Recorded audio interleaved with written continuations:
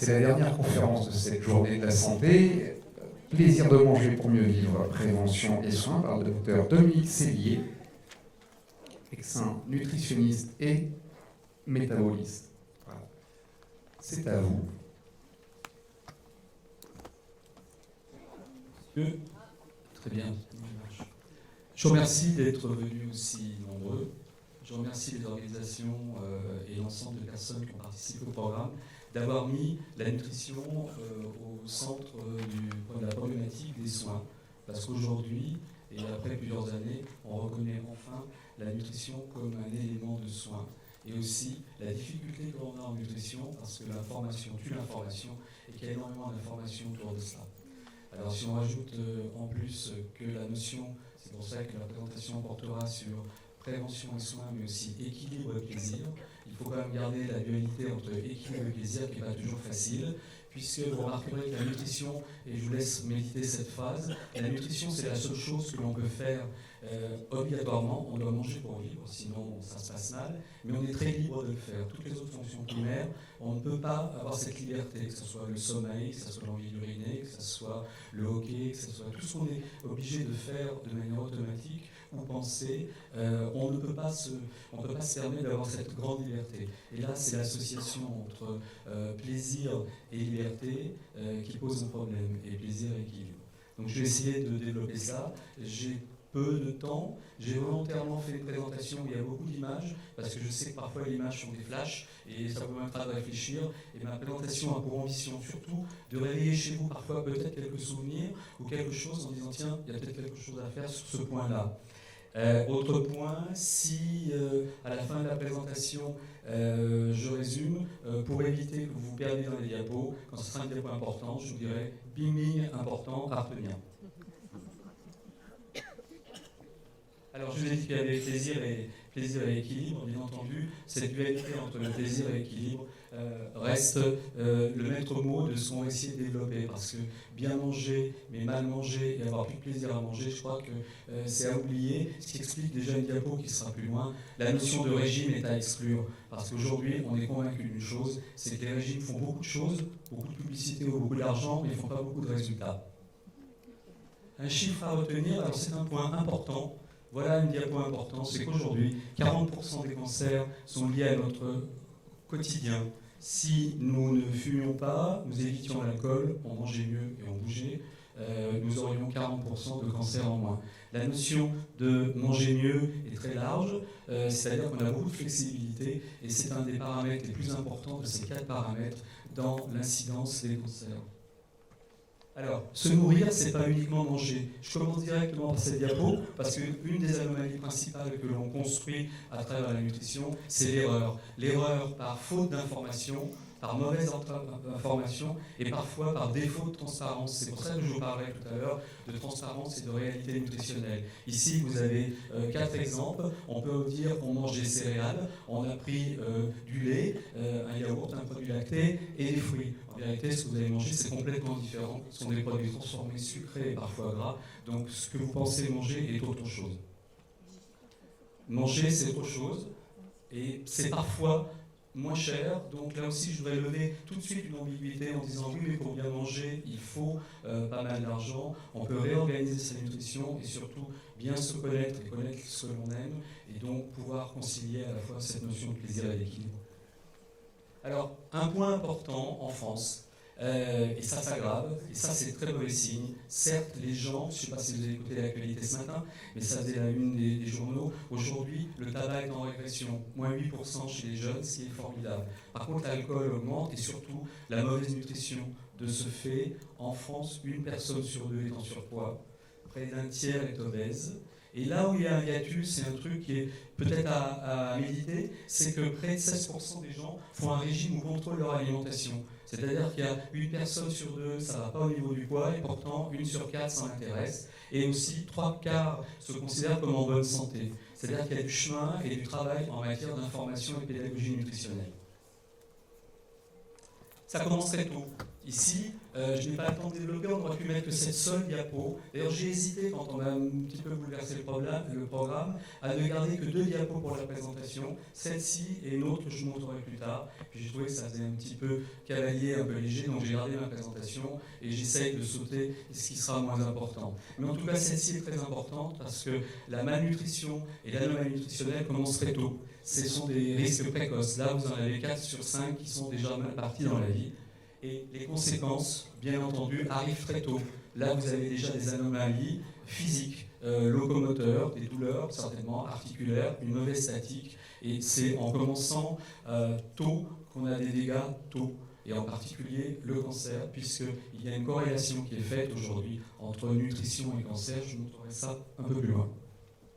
Alors, l'obésité se traduira, bien entendu, par une obésité différente selon la femme ou l'homme. Mais dans tous les cas, le gras est toxique.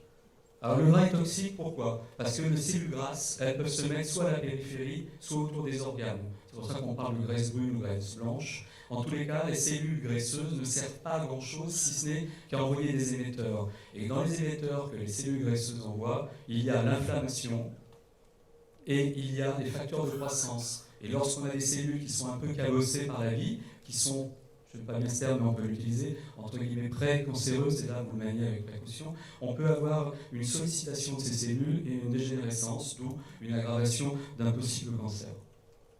Alors là, vous ne retenez pas cette diapo, mais c'est simplement pour vous montrer qu'on travaille beaucoup actuellement pour faire la corrélation entre le poids, l'IMC, l'indice de masse corporelle, et le cancer. Et toutes les études concluent que lorsque l'IMC s'élève, les relations avec le cancer s'aggravent. Donc que ce soit dans le cancer du sein, du poumon et autres cancers, en particulier dans le cancer du sein chez la femme ménopausée, il y a une corrélation directe entre le surpoids et l'incidence des cancers. Donc, la question à se poser, c'est comment on va prévenir en nutrition les cancers. La prévention ne démarre pas avant la maladie. Vous avez plusieurs types de prévention. Je vous parlerai de la prévention primaire, c'est-à-dire avant la maladie, que ce soit le cancer, mais aussi diabète, cholestérol, hypertension.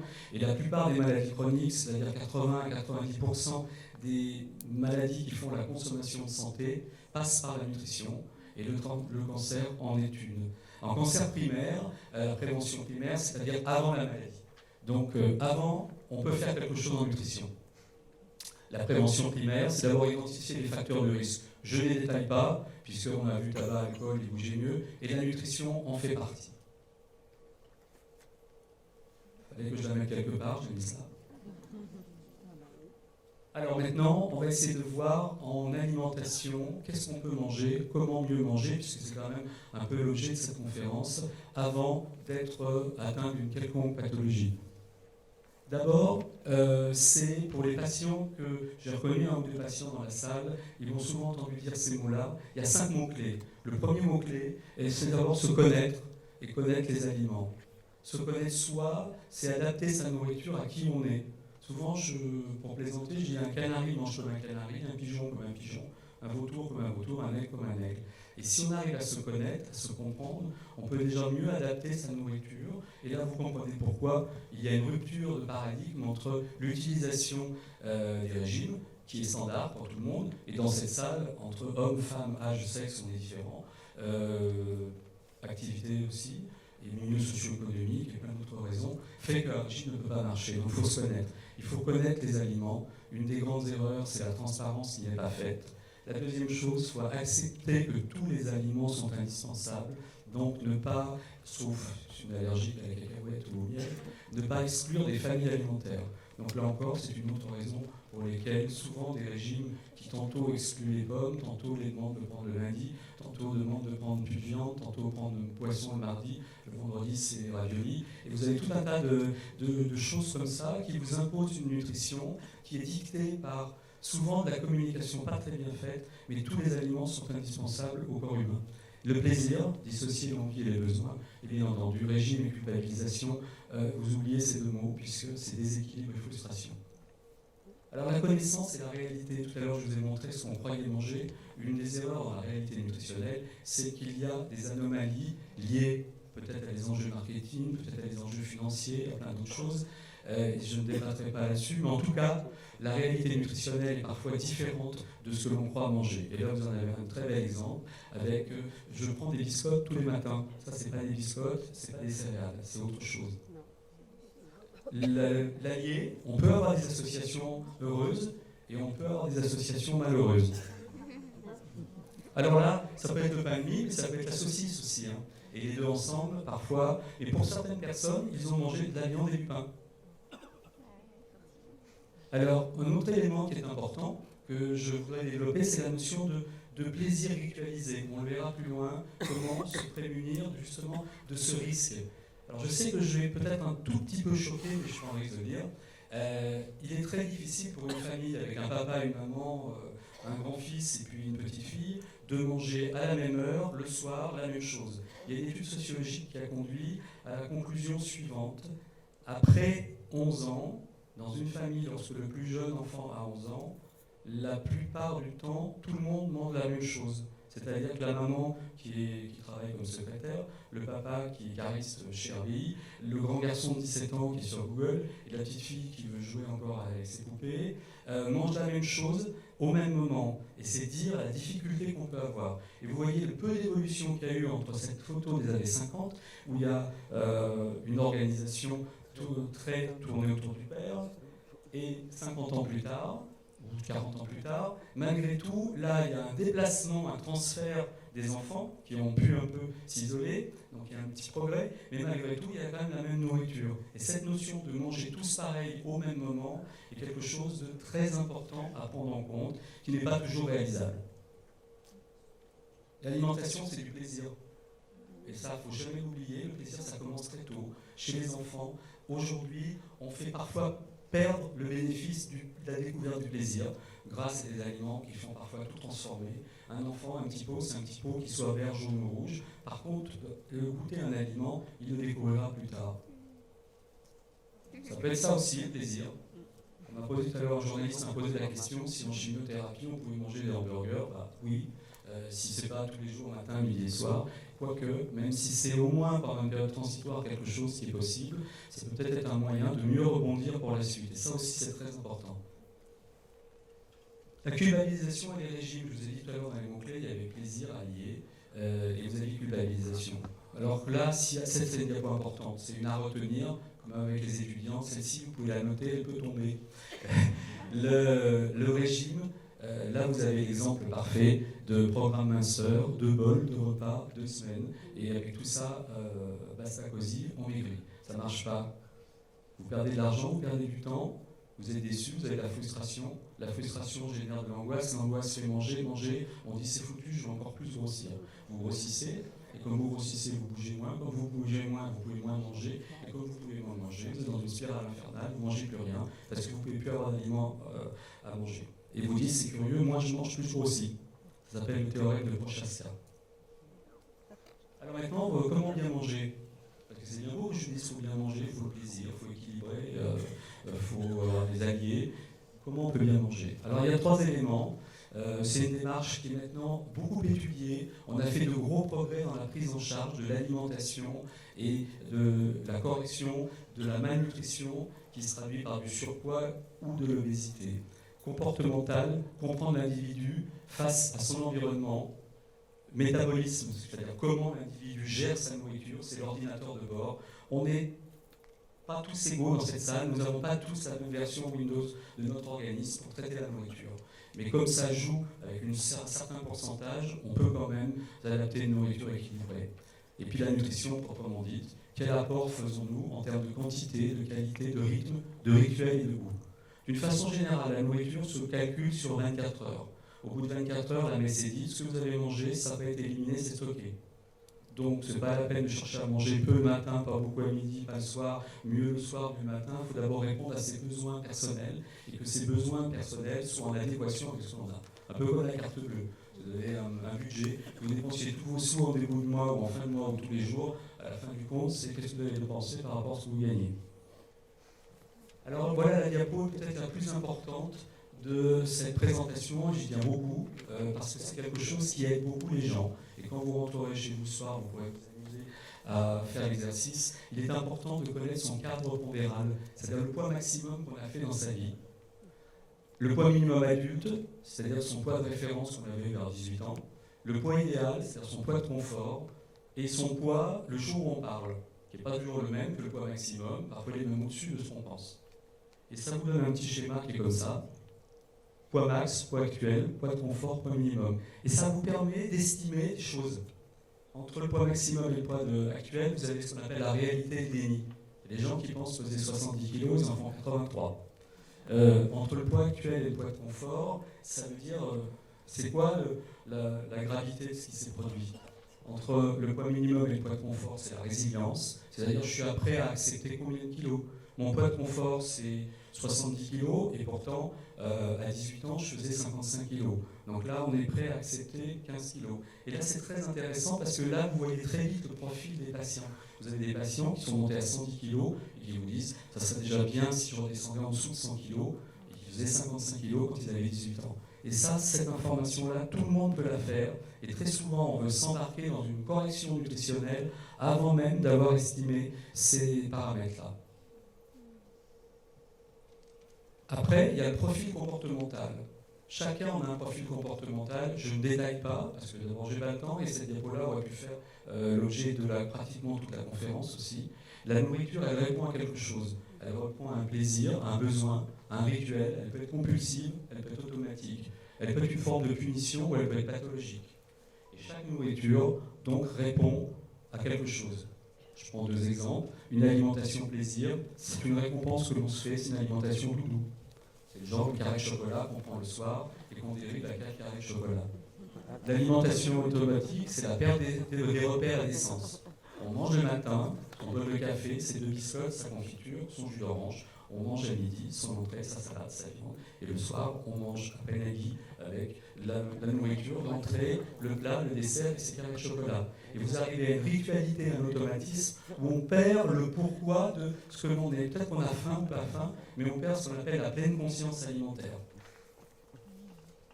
Voilà un exemple d'aliment doudou. Nathalie. Je la laisse quand même, elle est jolie. Alors, maintenant l'analyse des aliments. Les analyses, c'est très facile. Les gens pèsent, cherchent à savoir les calories, tout ce genre de choses. Les aliments, ça se mesure sous forme de 24 heures, de forme 1, 2, 3, 4, 5.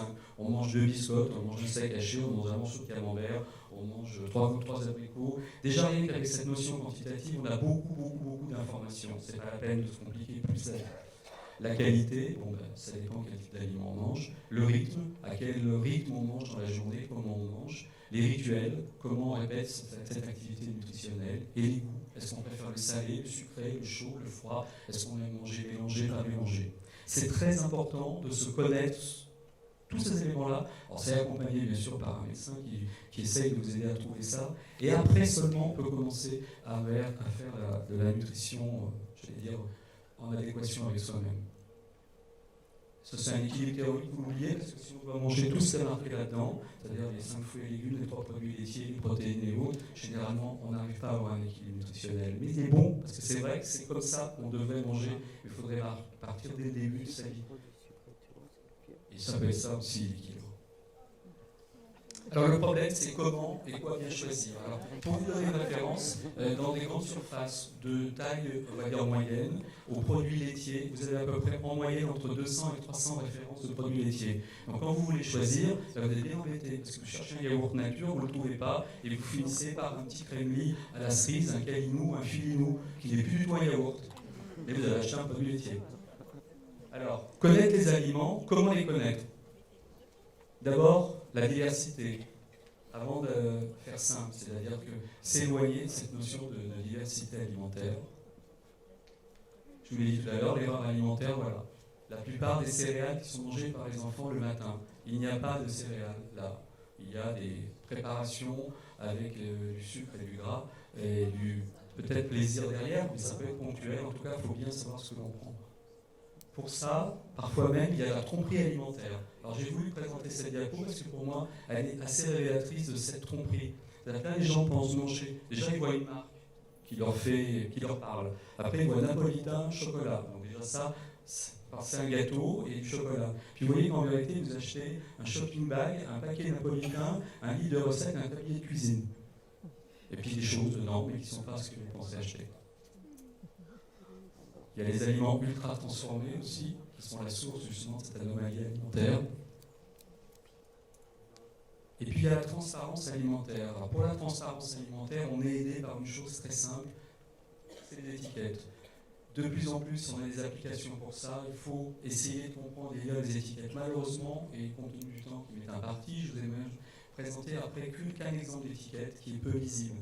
Grosso modo, une étiquette, ça se lit pour 100 grammes, et il faut ramener toujours ce que vous lisez par rapport à la dose unitaire que vous mangez. Parce que si c'est marqué pour 100 grammes, mais que le produit que vous avez acheté fait 150 grammes, vous dites ce que je mange, c'est 50% de plus que ce qu'il y a marqué. Et là, méfiez-vous, parce que très souvent, il y a, pour faire moins, on met pour 100 grammes. Et l'étiquette marketing, voilà. Alors ça, pour moi, c'est aussi l'exemple de tromperie. Parce que là, vous avez marqué d'agneau, manque 0% de matière grasse. Ça manque, ça a 0% de matière grasse. Manque de peau, c'est pas ça qu'il y a dedans. Mais il y a la mangue, ou de l'extrait. Toujours pour être en adéquation, en prévention, il faut respecter ses besoins. C'est ce que je vous disais tout à l'heure, un canari mange comme un canari, un vautour comme un vautour, sinon ça se passe mal. Alors vous voyez un petit peu l'ambiguïté qu'on a quand je parle d'équilibre et plaisir. Imaginez une petite dame qui fait 1m60, 55 kg, elle épouse un grand monsieur qui fait 1m80 et 95 kg. Après 20 ans de mariage, si elle copie un peu son alimentation, elle a 30 kg de plus. Et ça, c'est de l'injustice d'équilibre nutritionnel. Vous avez des besoins qui doivent être équilibrés, et les besoins, ça dépend de l'âge, du sexe, de l'activité, de son morphotype, de son état physique, de son style de vie. Trop souvent, on veut réorganiser l'alimentation et la cloner. Il faut tenir compte de ça. N'ayez aucun scrupule à manger différemment si vous mangez en couple, si vous mangez en famille, à avoir des envies, des besoins et des quantités différents. On a le droit de couper une tarte avec des morceaux différents et de prendre le plus petit ou le plus gros. Ce n'est pas de la mauvaise éducation, c'est de l'adéquation, de plaisir et de nutrition.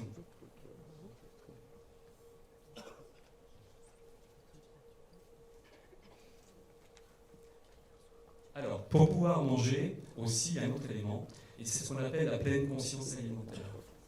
Si nous utilisons nos sens, c'est-à-dire oui, l'ouïe, l'odorat, le toucher, le goût et la vue, l'odorat, le goût, le toucher, et l'ouïe, vraisemblablement, nous aurions une attitude comportementale, nutritionnelle bien différente. Et ça, je vous incite vraiment, quand vous allez manger, quand vous vous placez à table, lorsque vous êtes au restaurant, asseyez-vous, regardez autour de vous, regardez les plats et d'essayer de comprendre ce que vous allez peut-être manger ou ce dont vous avez envie. Et déjà là, plutôt que de se battre contre un aliment qui peut-être ne devrait pas, qui est bien, qui n'est pas bien, vous pouvez peut-être voir s'il correspond, si vous êtes à deux et qu'il y a un petit et un grand et que vous avez la même part de gâteau, de dessert, vous pouvez peut-être déjà travailler autour de ça en disant j'en prends un petit peu moins. Donc la réponse à la prévention primaire, c'est d'utiliser toutes les familles alimentaires. Donc je vous ai dit, la prévention primaire, c'est lorsqu'on est en bonne santé, qu'on n'a pas de problème. Ou qu'on croit pas en avoir.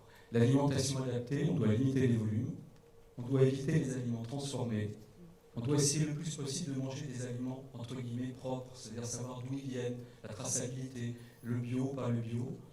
Alimentation planifiée, essayer d'organiser sur 24 heures, c'est-à-dire prévoir quelque chose, et puis la personnaliser en fonction de son rythme, de son goût et de ses activités. Maintenant, en prévention secondaire. En prévention secondaire, c'est lorsqu'on est malade, lorsqu'on a la maladie, lorsqu'on a, ça peut être d'ailleurs autre chose que le cancer. Il est très important d'adapter sa nourriture. Alors là, je vais vous montrer, donc c'est après le diagnostic. Prenons par exemple en chimiothérapie. Lorsqu'on a du surpoids avec la chimiothérapie, pour des personnes qui sont confrontées à ce problème, il faut savoir que la chimio et les cellules grasses, ça ne fait pas bon ménage, puisque certaines chimios ont une efficacité diminuée à cause des cellules.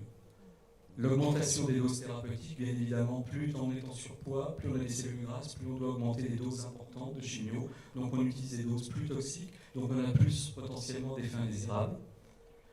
Le fait qu'on soit en surpoids diminue notre activité physique, on bouge moins. Si vous bougez moins, vous avez une étude récente qui a montré que l'activité physique adaptée, régulière, même en chimiothérapie, permet de diminuer de 60% la douleur. Et vous avez les pathologies associées. Si en plus vous avez une chimio, du surpoids, parce que vous avez du diabète, de l'hypertension et autres, ça ne favorise pas l'équilibre et la difficulté à gérer cette période transitoire qui est la période de chimiothérapie.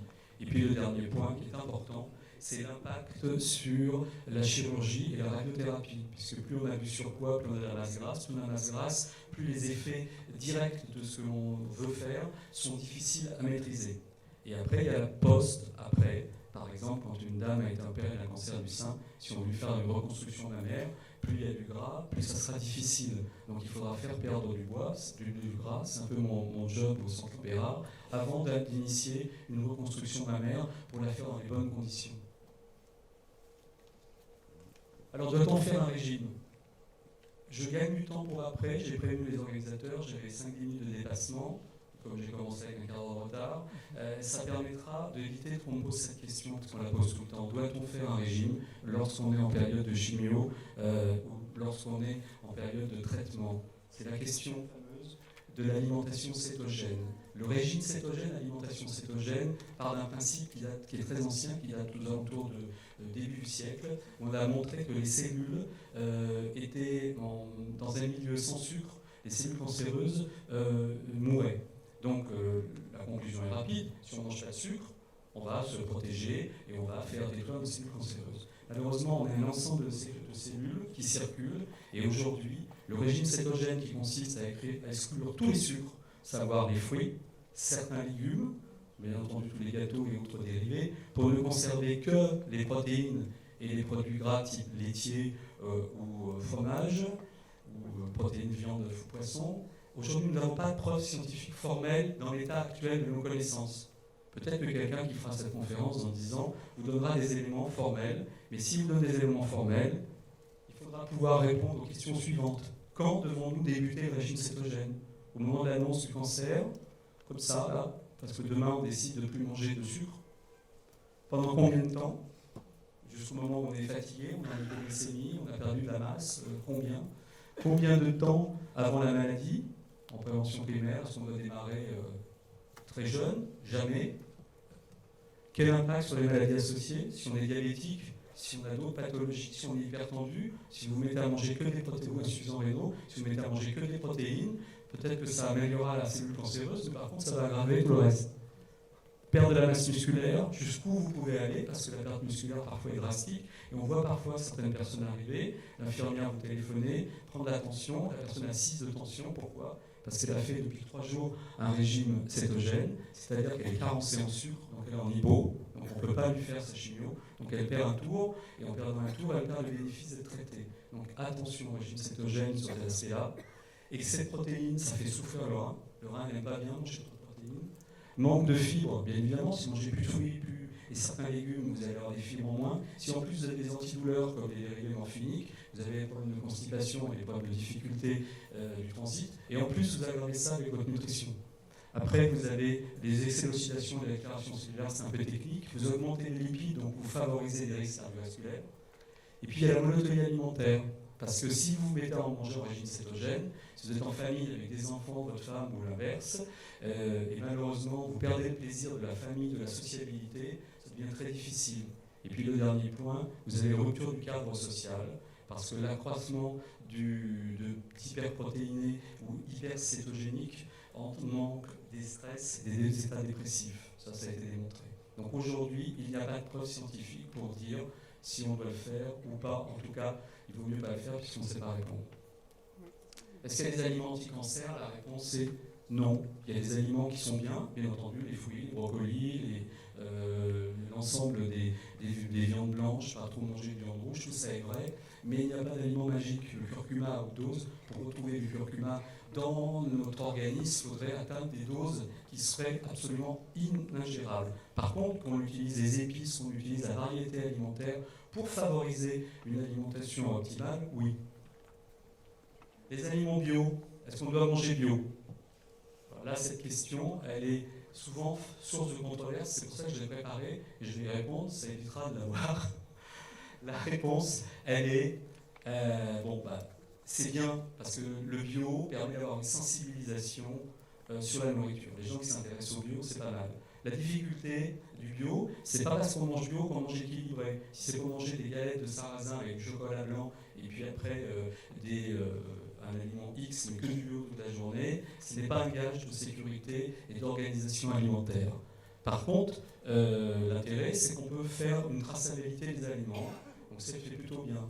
Alors le danger, c'est que le bio coûte parfois assez cher, donc les gens achètent des aliments dans des endroits chers, donc ils en achètent peu, ils les gardent parfois longtemps, bien entendu c'est normal, on fait moins de gâchis possible, et puis quand vous mangez des vieux radis bio qui ont traîné sur les tables du magasin Y, quand vous vous retrouvez avec des choses qui n'ont plus de vitamines, plus de fibres, plus rien, il faut peut-être mieux manger un aliment peut-être pas bio, le laver, l'éplucher, le conserver dans des bonnes conditions, ne pas le conserver trop longtemps, parce qu'après 24 heures, l'aliment n'a plus de valeur nutritive, et à ce moment-là, vous apercevez que vous avez peut-être un effet satellite.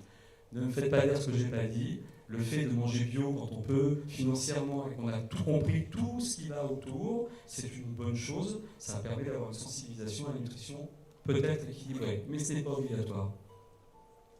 Alors maintenant, en prévention secondaire, j'ai répondu pratiquement tout à l'heure en primaire, qu'est-ce qu'il fallait faire. En prévention secondaire, il faut essayer de se rapprocher d'une alimentation saine et équilibrée. Ça veut dire quoi? Ça veut dire quand on a une pathologie comme par exemple le cancer, on passe une période de sa vie où on est plus bousculé. Donc il faut réadapter sa nourriture. Il faut oser changer ses rythmes alimentaires. Si par exemple on va en chimiothérapie, qu'on prend le taxi, qu'on arrive chez soi il est 17h et qu'on a faim à 17h, il faut oser manger à 17h. Si on n'a pas faim à 20h, par contre, il faut avoir anticipé la nourriture. On a essayé d'expliquer ça dans un livre qu'on a fait sur la nutrition et cancer, où on donne des astuces justement pour essayer de pallier à cette période-là. Anticiper ses besoins, détourner les préparations alimentaires. C'est vrai qu'on peut ne pas avoir envie de manger de la viande parce que ça nous écœure, mais peut-être que la viande, elle peut être masquée, elle peut être mangée froide, avec des cornichons, rajouter plus de cornichons, en tout cas peut-être tricher sur l'aspect pour mieux favoriser la prise alimentaire qui est nécessaire. On doit aussi tenir compte des effets secondaires. C'est évident que si vous êtes sous hormonothérapie après un cancer du sein, la prise de risque de prendre du poids est assez importante. Donc ça vaut le coup de repenser sa nourriture et de se dire, comme je suis en post-chimio, comme je suis sous hormonothérapie pendant 5 ou 10 ans, je vais devoir modifier mon alimentation. Et la modifier, ça va être de réduire les quantités. Et conserver le plaisir avant de les découvrir, éviter l'allergie. En tertiaire, ça va aller très vite, j'ai pratiquement terminé. C'est-à-dire en tertiaire, c'est après la maladie. Lorsque vous sortez du guet, vous avez eu votre chimio, vous êtes en rémission, en guérison, vous avez eu une hormonothérapie, vous êtes en post-cancer. Il faut repenser ses habitudes. Essayez le plus tôt possible de revenir à son poids de confort. Rappelez-vous le cadre pondéral. Pourquoi? Parce qu'il y a des études qui ont montré qu'il y a une corrélation entre récidive et surpoids. Donc plus vous optimiserez votre alimentation, plus vous reviendrez à un poids de confort, plus vous aurez une stabilisation et vous optimiserez la chance d'être sorti complètement de la pathologie. Adapter ses conditions physiques environnementales, c'est profiter peut-être de cette phase tertiaire pour repenser sa consommation d'alcool, arrêter le tabac, et puis compenser les traitements, c'est ce que je vous ai dit tout à l'heure avec l'hormonothérapie. On peut avoir de l'hormonothérapie parfois pendant 5-10 ans, et ça peut avoir des impacts, donc il faut repenser ça. Conclusion, j'ai terminé. Première conclusion, c'est connaître son corps, se connaître. Il est très important, si on veut manger équilibré et pouvoir arriver à concilier cette dualité entre le plaisir et l'équilibre nutritionnel, c'est connaître son corps. Connaître les aliments, j'ai essayé de vous en parler assez brièvement à travers les étiquettes, à travers réellement qu'est-ce qu'on est en train de manger, à travers la pleine conscience alimentaire, observer les aliments pour savoir ce que vous êtes en train de manger. Ça, c'est important. Organiser son aliment sur 24 heures, c'est important aussi. On a le droit de ne pas avoir faim le matin, et on a le droit de ne pas avoir faim toujours de la même chose le matin. Parce que du 1er janvier au 31 décembre, il ne fait pas le même temps, il ne fait pas la même, on n'a pas eu les mêmes activités nocturnes. Le matin, on peut être en hypo, on peut être en hyper. Il faut repenser sa nourriture. Développer le plaisir de savoir dire oui et équilibrer les familles, c'est-à-dire savoir dire non. Lorsqu'on voit qu'on ne fait que de la monovalence, si on mange des gâteaux toute la journée, là, il y a peut-être quelque chose à faire. Adapter les volumes à ses besoins, c'est l'histoire du canari et du vautour. Refuser les régimes, je l'ai dit, casser ses rituels alimentaires, ça c'est important. Conclusion, numéro 2, prévention primaire, c'est-à-dire avant la maladie. Il faut le plus tôt possible essayer de manger diversifié. Plus vous mangez diversifié et sain, plus vous mangez équilibré. En prévention secondaire, c'est-à-dire pendant la maladie, il faut associer le plaisir et le besoin. Il faut accepter que ce ne sera pas parfait, mais au moins il faut répondre à ses besoins et son plaisir, parce qu'au moins on répondra déjà à son besoin primaire. Et en prévention tertiaire, il faut vite penser qu'on a traversé une mauvaise période, c'est peut-être le moment de repenser sa vie à travers le sport, à travers la nutrition, à travers même sa vie, ses sports, enfin, il y a plein de choses à voir. Là, je vous ai mis ce tableau que je ne vais pas du tout détailler, qui est la conclusion de la conclusion. J'aime bien terminer par l'équilibre, c'est savoir dire non à certaines choses. Peut-être manger qu'un carré de chocolat et pas 8. Le plaisir, c'est oser dire oui, parce qu'il est bon de manger un carré de chocolat, puisqu'il fait partie aussi de la fonction élémentaire de ce qu'on doit prendre. 3 petites photos pour se connaître. N'hésitez pas à passer du temps avant de savoir ce que vous devez faire en nutrition pour essayer de vous comprendre vous-même, qui vous êtes. Et pour ça, il y a des médecins qui peuvent vous aider et on prend ça en charge maintenant lorsqu'on approche sur le plan nutritionnel, une approche CMN. Conserver le plaisir. Et la dernière peau qui est la plus importante, c'est la 3e. Il y a le cadre pondéral tout à l'heure, l'histoire que je vous ai montré. Puis il y a aussi celle-ci, la dernière. C'est oser. Osez changer vos rythmes. Osez ne pas manger un jour. Osez changer de petit déjeuner. Osez changer de place à table. Osez bouleverser vos habitudes. Osez repenser et lire les étiquettes, passer un petit peu de temps sur étudier. Osez ne faire de la nourriture que pour une journée, et puis dire je recuisinerai demain. Osez ouvrir des boîtes, parce que du tout en boîte c'est pas mal, on n'est pas obligé de faire que de la grande cuisine. Et à partir de cela, on doit mettre toutes les conditions pour avoir une alimentation qui conciliera équilibre et plaisir. Je vous remercie pour votre écoute.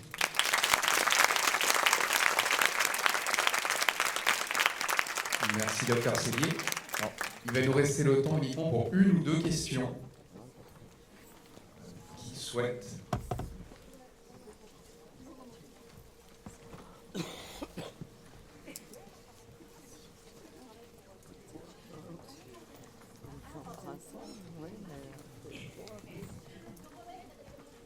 Bonjour. Oui, bonjour. Je ne vois pas avec la lumière des spots, je ne vois pas qui parle et où vous êtes. Voilà. Oui. Alors, j'ai une petite question, c'est que j'ai 2 ados, Oui. 19 et 17 ans, Oui. qui sont toutes les 2 en surpoids. Malgré le fait qu'à la maison, je cuisine plutôt diététique, on va dire.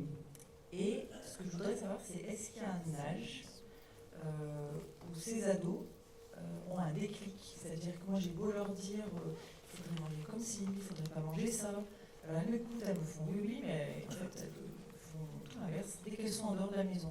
Alors, c'est une excellente question et je vais répondre très simplement. Déjà, si vous cuisinez bien, équilibré et diététique, je vois la morphologie, ça n'a pas l'air trop mal se passer, c'est que vraisemblablement, elles mangent ailleurs que chez vous.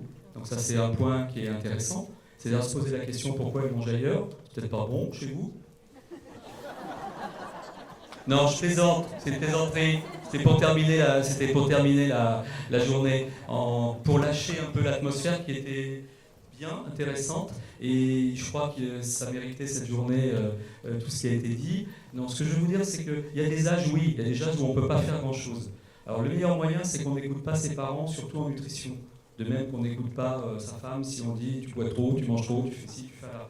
Donc ne pas hésiter à ressolliciter, mais pas sur un mode culpabilisant, plutôt sur un mode pédagogique intéressant, en disant tiens, peut-être que ce serait intéressant qu'on aille voir un médecin et que tu discutes et puis tu fasses part de ce que tu ressens. Parce que si l'ado est bien à l'aise dans son corps, vous ne pourrez pas franchir cette porte d'entrée. Et c'est la limite du système. Par contre, en tant que maman, vous pouvez tout à fait accueillir sa problématique et ne pas lui renvoyer de la culpabilisation, mais de lui envoyer de l'interrogation.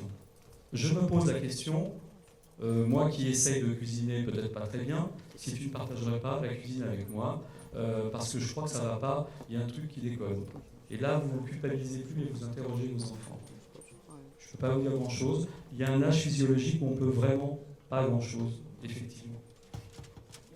Est-ce qu'il y a une autre question? Peut-on remettre la dernière diapositive de votre exposé, s'il vous plaît? Je vais essayer. Voilà, merci. Voilà. Réponse facile, là. Hein. Allez, une autre question, puis on a fini.